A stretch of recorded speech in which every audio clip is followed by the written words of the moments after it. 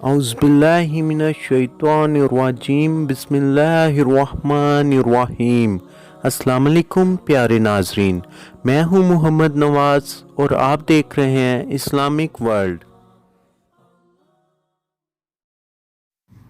پرانے زمانے کی بات ہے، ایک سونار جو کہ بمبئی کا رہنے والا تھا لاہور آیا۔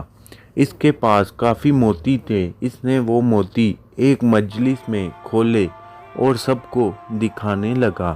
اس نے ایک موتی جیب میں سے نکالا اور لوگوں کو دکھاتے ہوئے بولا، یہ موتی شب و فروز ہے، یعنی رات کو چمکتا ہے۔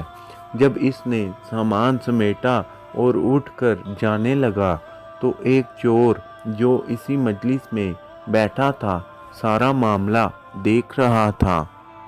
سونار سے پوچھنے لگا، جناب کہاں کے ارادے ہیں؟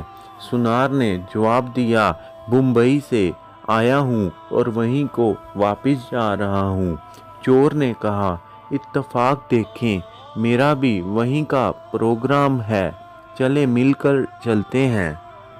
جب اس چور نے اتنی بات کہی تو سونار سمجھدار تھا، اس لیے سمجھ گیا کہ یہ میرا ہم سفر نہیں ہے۔ رات کو چمکنے والا موتی جو میں نے آگے مجلس میں دکھایا ہے یہ صرف اس کے پیچھے ہے۔ لیکن سونار سیانا تھا، اس لیے سمجھ گیا اور کہنے لگا کہ ٹھیک ہے بھائی، اگر تم میرے ساتھ سفر کرنا چاہتے ہو تو آ جاؤ۔ دونوں مل کر چل پڑے۔ سارا دن سفر کیا اور شام کو جب سونے لگے تو چور نے اپنی واسکٹ وغیرہ جو قمیض کے اوپر پہنی ہوئی تھی اتار کر علیحدہ ایک جگہ پہ لٹکا دی۔ سونار نے وہ موتی اپنی جیب سے نکالا اور نظر بچا کے وہ قیمتی موتی اس کی جیب میں رکھ دیا اور خود بے فکر ہو کر سو گیا۔ اب یہ چور رات کو اٹھا اور اس کی جیب میں اس کا سامان دیکھنے لگا، لیکن کہیں بھی وہ موتی نہ ملا جو سب سے مہنگا اور قیمتی تھا۔ وہ آخرکار ناکام ہو کر سو گیا۔ صبح اٹھتے ہی سونار نے نظر بچا کر وہ قیمتی موتی اس کی واسکٹ کی جیب سے نکال کر اپنے پاس رکھ لیا۔ جب چور اٹھا تو اس نے ناشتہ کرتے ہوئے سونار سے باتوں باتوں میں پوچھا کہ وہ تمہارے پاس جو قیمتی موتی تھا وہ کہاں ہے؟ رات کو چمک بھی نہیں رہا تھا۔ سونار نے موتی جیب سے نکال کر دکھایا اور کہا کہ یہ تو میرے پاس ہے۔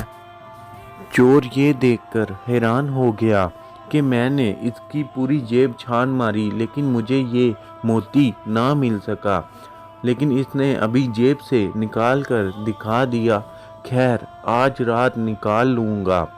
سونار نے اگلی رات پھر وہی عمل کیا۔ ادھر چور بھی ساری رات ڈھونڈتا رہا لیکن کچھ نہ ملا۔ صبح پھر وہی ماجرا کہ موتی سونار کی جیب سے نکل آیا۔